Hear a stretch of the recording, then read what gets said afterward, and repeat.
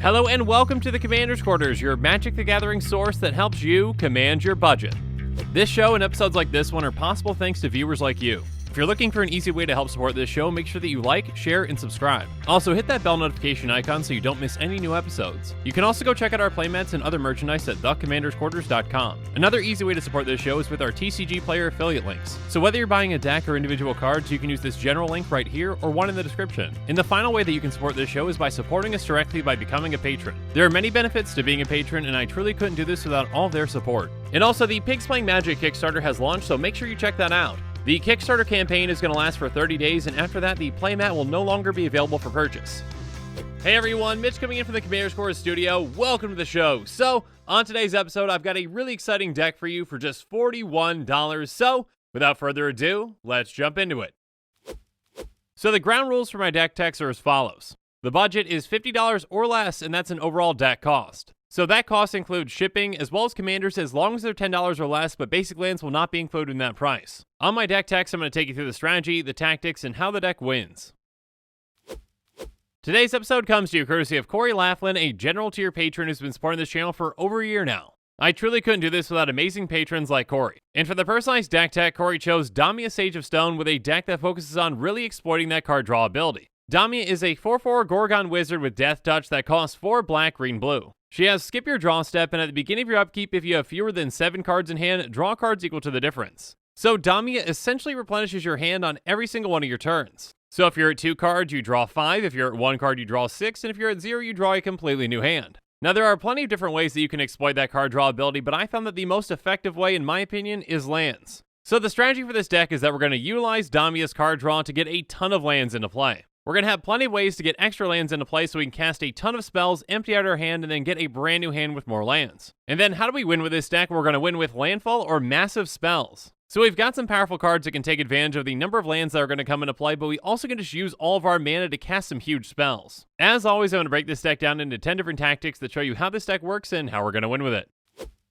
So let's start things off with tactic number 1, Rolling Stone. First up, there's Wayfarer's Bauble, which we can pay 2 to tap and sacrifice to get a basic land into play tapped. Next up, there's Fauna Fertility, which is very similar. It's an enchantment that costs 1 and a green, and we can sacrifice it to get a basic land into play tapped. And another great turn 1 play is Search for Tomorrow, which has to spend 2 for a green. It's going to let us search our library for a basic land and put it onto the battlefield untapped. Next up, we've got a great turn 2 play with Sakura Tribe-Elder, which we can sacrifice to get a basic land into play tapped. And some more great turn 2 plays are Rampant Growth, Edge of Autumn, and Farseek. Rampant Growth is going to get us a basic land into play tapped. Edge of Autumn does the exact same thing, but only if we have 4 or fewer lands. But it's also a very flexible spell since we can cycle it by sacrificing a land. And then Farseek can either get us an island or a swamp into play tapped. Next up, there's Harrow, which at instant speed lets us sacrifice 1 land to get 2 basics into play untapped. Springbloom Druid is basically a Harrow on a body, but those lands come into play tapped. And then Grow from the Ashes gives us 1 basic into play untapped, or 2 if we kicked it. Next up, there's Circuitous Route, which is going to get us 2 basics and or gate cards into play tapped. And finally, we've got Migration Path, which gets us 2 basics into play tapped, or we can cycle it for 2.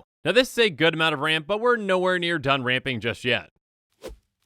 So now let's move on to tactic number 2, Extra. First up, we've got Explore, which says you may play an additional land this turn, draw a card. With the number of cards that we're going to be drawing and the number of lands in this deck, we're pretty much always going to have extra lands to put into play. So we're also running Urban Evolution, which says draw 3 cards, you may play an additional land this turn. And then Journey of Discovery gives us a choice. It says choose 1, search your library for up to 2 basic land cards, reveal them, put them into your hand, and then shuffle your library, or you may play up to 2 additional lands this turn, and it's going to entwine for 2 and a green. So if we want to do both and we've got the mana for it, we can. And finally, there's Summer Bloom, which is an extremely effective card in this deck. It says you may play up to 3 additional lands this turn. This card on its own can get us way ahead of our opponents and generate an incredible amount of value. But we're still not done with ramping.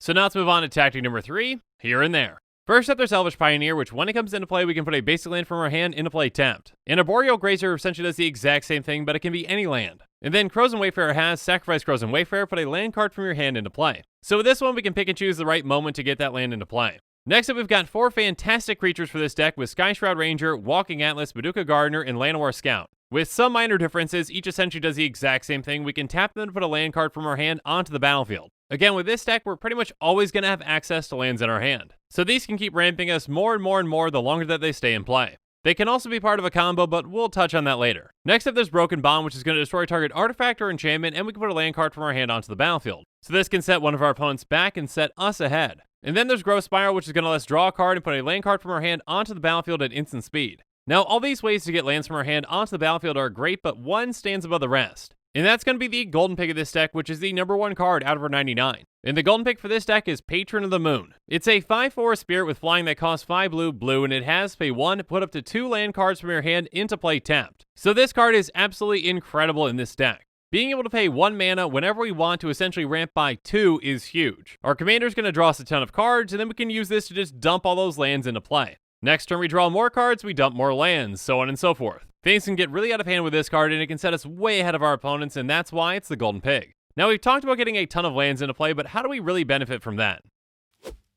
So now let's move on to tactic number 4, Landed. Okay, I guess we'll touch on just one last piece of ramp with Colony Heart Expedition. It has Landfall. Whenever land enters the battlefield under your control, you can put a quest counter on Colony Heart Expedition. When it has 3 quest counters, you remove them and sacrifice it, then search your library for 2 basic lands and put them into play tapped. Next up, we've got an incredible value engine with Tatiova Benthic Druid. She has whenever land enters the battlefield under your control, you gain 1 life and draw a card. So playing lands can draw us into more spells or more lands, it's just a ton of value. And then we've got 3 landfall token producers with Spore Mound, Zendikar's Royal, and Rampaging Balos. Spore Mound has whenever land enters the battlefield under your control, put a 1/1 green sapling creature token onto the battlefield. Zendikar's Royal does the same, but it makes 2/2 elementals. And Rampaging Balos is even more deadly, making 4/4 beasts. And finally, we're going to be running all the retreats that we can with Coral Helm, Hagra, and Kazandu. Coral Helm has landfall. You may tap or untap target creature or scry 1. This card is actually part of the combo that I mentioned earlier, involving those creatures that tap to put a land into play. Now, I've gone through this combo in greater detail in other episodes like my Tatiova episode, but the gist is this. So you have Coral Helm, one of those tapping creatures like Sky Shroud Ranger in play, and a bounce land in your hand. You tap that creature to put a bounce land into play, that land comes into play, untapping the creature, the bounce land bounces back to your hand.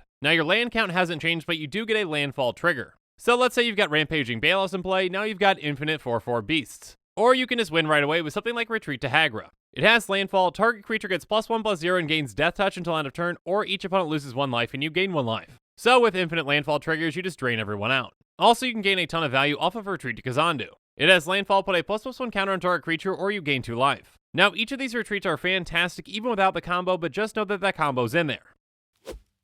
Speaking of things that provide value though, let's move on to tactic number 5, Such Value. First up, we've got Recycle, which is an enchantment for 4 green. It says, skip your draw step. Whenever you play a card, draw a card. Your maximum hand size is 2. And then Null Profusion does the exact same thing, but it costs 4 black. So each of these are essentially the exact same card, except having a different mana cost. Anyways, both these are incredible in this deck. We already have to skip our draw step with our commander, so that doesn't matter. Our maximum hand size being 2 is actually a good thing because we can discard cards that we don't want out of our hand, and then next turn we get to draw more. And being able to draw a card every single time that we play a card is huge for this deck. We can draw into more spells or more lands put into play, you get the idea. Anyways, once we get either of these in play, things get really out of hand. But we're also running Diabolic Tutor, which is just a standard tutor for 4 mana. Generally with this deck, we're going to have mana not just to cast the tutor, but also to cast the card that we get. Speaking of hands though, let's move on to tactic number 6, being mindful. First up, we've got Delirium Skynes, which says each player discards 3 cards. Now, us discarding cards is no big deal. In fact, we probably want to. Again, the less cards that we have in our hand, the more cards that we draw the next turn. But our opponents aren't going to be so lucky, and discarding 3 cards is a really big deal for them. But let's take things a step further with Awaken the Erstwhile, which says each player discards all the cards in their hand, then creates that many 2/2 black zombie creature tokens. So everyone loses their hand, gets some zombies, and then, yeah, they have no hand, and we get to draw back up to 7 next turn. Or we can just cast Cabal Conditioning, which says any number of target players each discard a number of cards equal to the highest converted mana cost among permanents you control. If we've got our commander in play, that's 7. Funny how that works out. Again, forcing everyone to discard can really set our opponents back a ton and not really affect us at all. But outside of dealing with our opponent's hands, how do we deal with their other things? Let's find out in tactic number 7, Decimated. First up, there's Return to Nature, which is a very flexible spell. It says choose 1, destroy target artifact, destroy target enchantment, or exile target card from a graveyard. And then we've got Unravel the Aether and Declamer, both of which do the exact same thing. Choose target artifact or enchantment, its owner shuffles it into their library. So this can actually be better against graveyard-centric decks and also things that are indestructible. Next up, we've got Displacement Wave, which says return all non-land permanents with converted mana cost X or less to their owner's hands. Typically, most of the things that we want to get off the board are going to be 6 mana or less, so we can keep our commander in play. And the same goes for Gaze of Granite, which says destroy each non-land permanent with converted mana cost X or less. So each of these can essentially wipe out our opponent's boards without really affecting us. But we're not quite done yet with throwing a wrench into our opponent's plans. So now let's move on to tactic number 8, Stone Cold. First up there's Negate, which is going to counter-target non-creature spell. And then Unwind does the exact same thing, but we untap up to 3 lands. Next up there's Neutralize, which can counter any spell, or we can cycle it for 2. And we've also got some other ways to protect Damia with Fortitude and Blessing of Leeches. Fortitude is an aura that says, sacrifice a forest, regenerate enchanted creature. When Fortitude is put into a graveyard from the battlefield, return Fortitude to its owner's hand.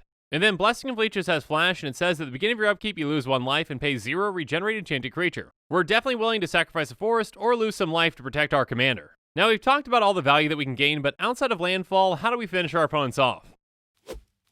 Let's find out some ways in tactic number 9, Land a Blow. First up there's Joriel, Empress of Beasts, who has pay 2 and a green and tap her, discard 2 cards, all lands target player controls become 3/3 creatures until end of turn, they're still lands. So this is actually a fantastic piece of board wipe protection for this deck. If someone's going to try to wrap the board, we can just turn all their lands into creatures. Or if we want to try to finish our opponents off, we can turn all of our lands into 3/3s and a swing away.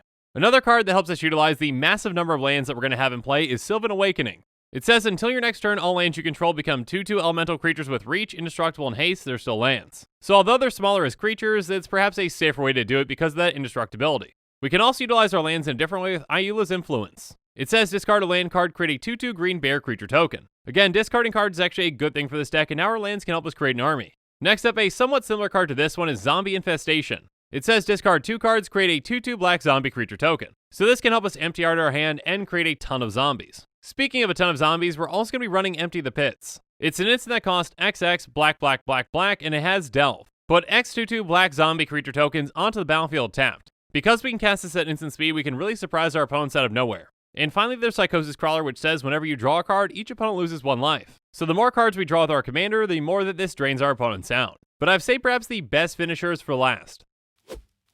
So now let's move on to our final tactic, tactic number 10, Quit Hitting Yourself. First up there's Mass Manipulation, which is a sorcery for XX, blue, blue, blue, blue, and it says gain control of X target creatures and or planeswalkers. With this deck, we're going to have a ton of mana so we can gain control of pretty much whatever we want. We can get the most powerful creatures and planeswalkers and take over the game from there. Or we can put all that mana into Villainous Wealth. It says target opponent exiles the top X cards of their library. You may cast any number of spells with converted mana cost, X or less among them without paying their mana cost. Essentially, pick the opponent with the most dangerous deck, put a ton of mana into that X, and have fun. You get to cast a ton of cards off the top of their library and then beat them with their own deck. This deck was an absolute blast to build. Again, a huge thanks to Corey for picking Damia. But now let's see how our deck compares when it comes to cost with the price breakdown. The average Damia EDH Rec deck is going to set you back $678.20. Our deck is going to be much more affordable than that, coming in at $40.83. With all that cash that you saved, if you want to put some extra money into this deck, let's move on to the reasonable upgrades. First up, let's add in Sakura Tribe Scout by taking out Urban Evolution. Next up, let's add in Terrain Generator by taking out an island. And then let's add in Exsanguinate by taking out Empty the Pits. Next up, let's add in Azusa Lost But Seeking by taking out Circuitous Route. And then let's add in Yark the Desecrated by taking out Delirium Skynes. Finally, let's add in Royal Elemental by taking out Joriel, Empress of Beasts. And with that, this show is coming to a close, so it's my turn to hear from you. So in the comments below, let me know what your thoughts on this deck are. Is this the same direction that you take the deck, or would you take it a completely different one? So yeah, let me know in the comments below, and as always, thanks again, and have a good one.